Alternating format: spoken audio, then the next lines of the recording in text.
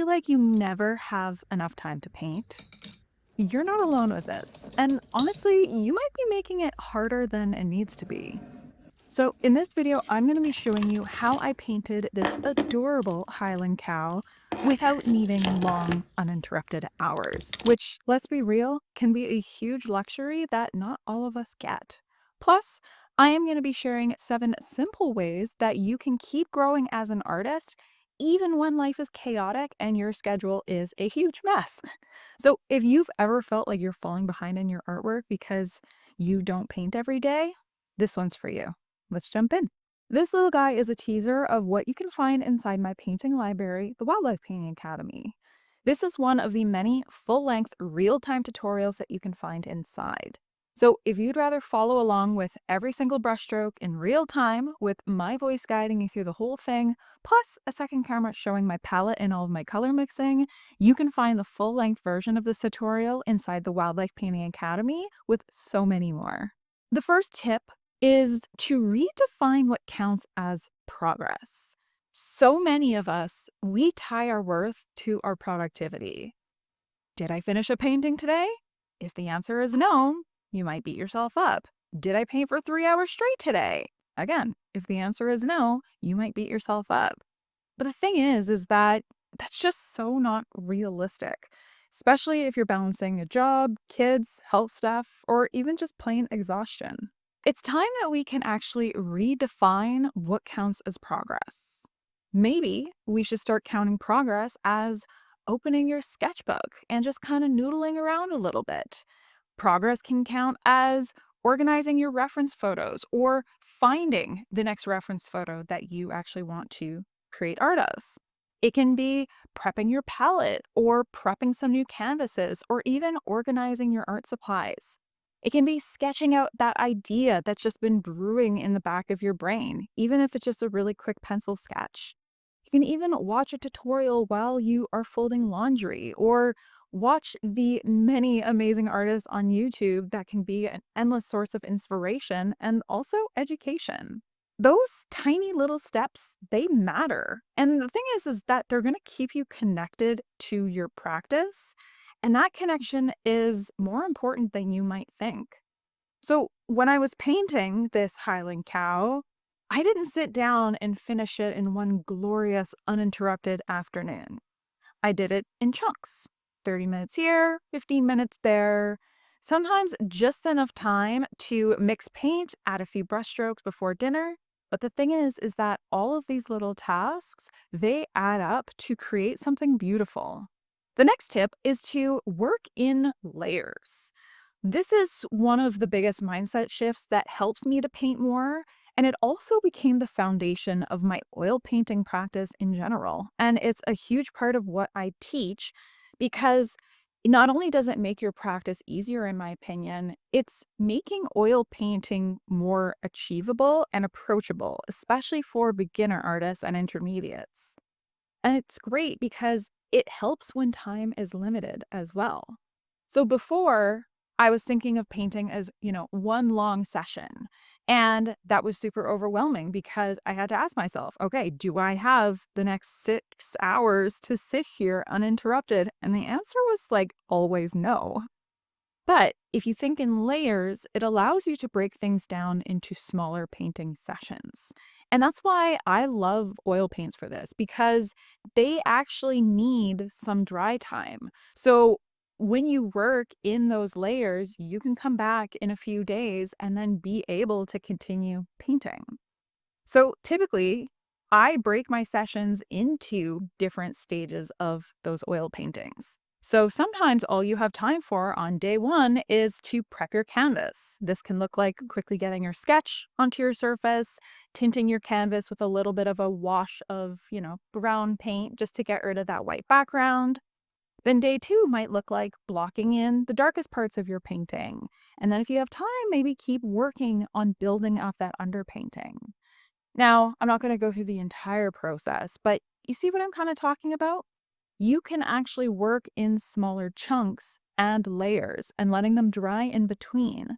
and then being able to build on top of them so that you aren't forced into one huge long painting session, especially if you just don't have time to squeeze that into your schedule. Another reason why I think this works is because no one layer has to be perfect. You know that you can go in after and add more to that layer. So it kind of takes the pressure off. And then, especially once you start to build a bit of a practice in your artwork and you always start to know what your next step is, you're never left wondering what to do next. You kind of always have that guideline of what part to paint next. And it's nice because you build momentum over time without needing that huge uninterrupted time block. The next tip is to scale down the surface and the pressure. When you're short on time, the size of your canvas, it can make a huge difference. Now, I love working on big canvases. They are so freeing. I love the motion behind them. They're so much more fun than small paintings, in my opinion, but they can be a bit overwhelming and take a long time to finish. And one thing I've learned through my own art practice is that sometimes you need to be able to go through the full cycle of starting and finishing a painting. You need to be able to familiarize yourself with all of those different stages. So if you are spending months working on one huge painting, especially when you are earlier on in your painting journey, it's going to be a struggle because you have to kind of think about the different stages of your painting differently because they all require a different sort of mindset and an energy level and application techniques. So, when you are struggling to find enough time to create artwork, working small, like physically smaller paintings, can make a big difference.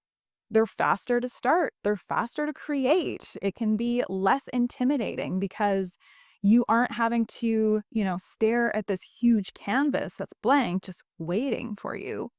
This art supplies is also going to be less expensive because you're just simply using less of it.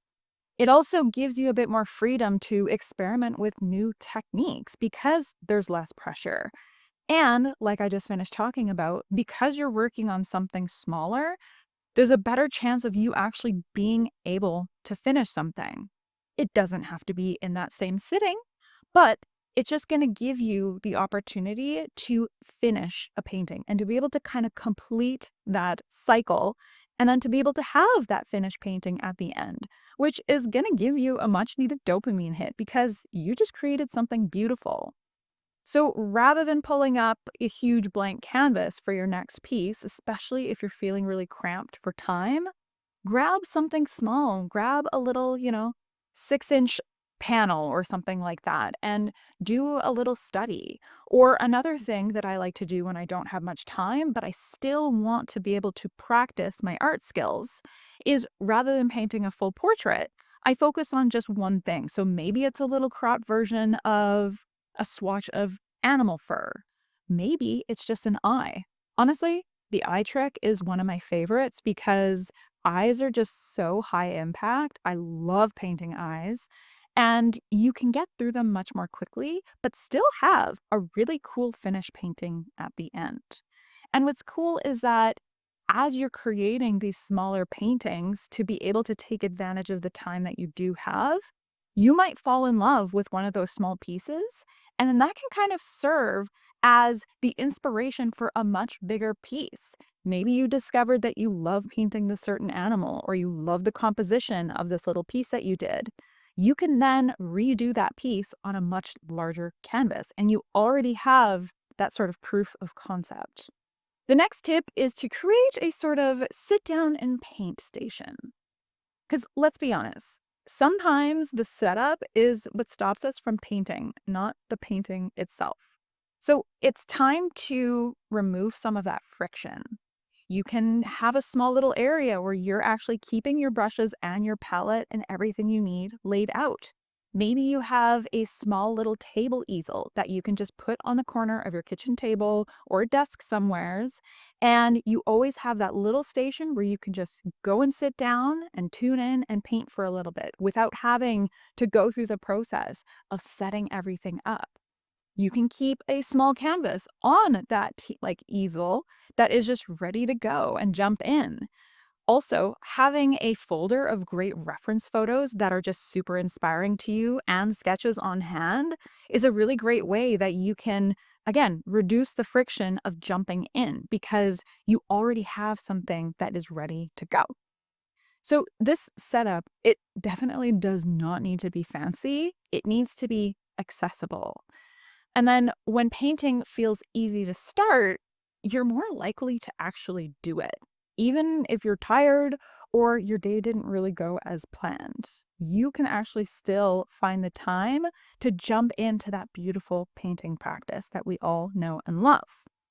I personally have gone through phases where I felt myself avoiding being in my studio, creating artwork. And whenever I feel this, I ask myself why I'm feeling this. And sometimes it's as simple as my space just feels uncomfortable. So, usually, if that's the case, it's my sign to reorganize things. Maybe I let things get a little too crazy in there. So, I take a couple minutes and reorganize my painting supplies. Maybe things need to be cleaned a little bit. Maybe my brushes are getting a little crusty and they need some TLC. Sometimes it's just making some small adjustments to your space and just making it feel like a more harmonious area that you actually want to spend time in. The next tip is to try the 10-minute rule. I love this tip because it's honestly been a huge game changer for me, especially if you're someone that struggles with motivation sometimes, which my hand is definitely up here because I am also human and motivation can be fleeting. So sometimes we just gotta get ourselves in there. So this is how this works. You set a timer for 10 minutes and tell yourself, okay, all I have to do is paint for 10 minutes, then I can stop. I know 10 minutes doesn't seem like much, but more often than not, once you start, that momentum is going to kick in and you're going to want to keep going. But even if you don't keep going, you still showed up, and that helps to build a habit. Sometimes just getting yourself in that seat behind your easel can be the biggest struggle. So once you're there and you tell yourself, all I have to do is do this for 10 minutes, that is a huge win. And like I mentioned, more often than not, you're going to keep going once you're able to get over that initial hurdle of just getting started. So I do this when I'm feeling low energy or tired or just not feeling inspired, and it has saved more paintings than I can count. It also helps to kind of bake in a little bit of a ritual. You can put on your favorite playlist, make yourself a nice cup of tea, light a candle, and just make your space and your painting time feel more cozy. And not only is this going to make you want to paint more, I find that when I'm feeling that sort of happy, cozy vibe, I'm less likely to feel more pressure, and you're just going to enjoy the entire process more. The next tip is to do art adjacent tasks that are still going to move you forward. So, when it comes to being an artist, as much as I wish I could say that 110% of my what I do in a day basically is with a brush in my hand, that's not reality. So, there are a lot of other tasks that you can do that are still going to move you forward that might not necessarily be you with an actual brush in your hand painting. So when you really don't have time to paint or energy to paint, that's okay. We are all human. You deserve to give yourself the grace to not always be pushing that hard. But there's still so much that you can do to keep that creativity alive. So, some things that I like to do is taking a bit of time to clean and organize your studio space. Sometimes just being in that zone where you are usually creating something can spark things a little bit. And especially if that space becomes your like sacred creating space, any time you spend in there is usually a good thing. You can watch a painting tutorial, and even if you're not actively painting in that moment, your brain is becoming more familiar with actually how you are producing and creating. And you are going to be gaining a lot of that knowledge that you can then implement into your painting practice, even if you actively don't have that paintbrush in your hand. You can look for inspiration. So flip through an art book or, go through the portfolios of some of your favorite artists and just get inspiration that is going to help you to want to get back in your studio. You can also do some stuff like prepping future canvases. This is one of my least favorite tasks ever. So I usually do this in batches so that it's all going to be done, but this is still a great way that you can make a bit of progress moving forward, even if you don't have the time to actually paint. These might seem like small things, but they're keeping your brain in that sort of creative mode, which is going to make it way easier to jump back into painting when you do have the time. And the last tip is going to be to give yourself permission to be in a bit of a slow season. So, this is just your gentle reminder. It is okay if you are not painting every day. I am a full-time artist and I don't paint every day. Some seasons are just going to be slower. Some seasons are just survival mode. And that does not mean that you are failing as an artist. Failing as an artist means never picking up your brushes again. You can take time off and then come back to it. The goal here isn't necessarily to be productive. The goal is to stay connected with your creative practice. Even if that connection looks like daydreaming about a future painting, or thinking of color combos on your walk, or watching somebody else paint while you're folding laundry. What matters the most is that you are going to come back to it when you can and however you can. This little cutie Highland cow painting wasn't built in the perfect 6-hour stretch. It was built in short bursts between work, errands, and the rest of real life. So you don't need hours of free time to create something beautiful. You just need to keep showing up in whatever way you can. Now, if you want more support and structure and real-time walkthroughs like this one, come check out the Wildlife Painting Academy.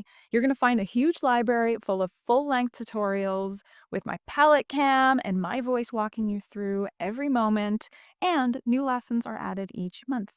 Thank you so much for watching, and I will see you in the next video.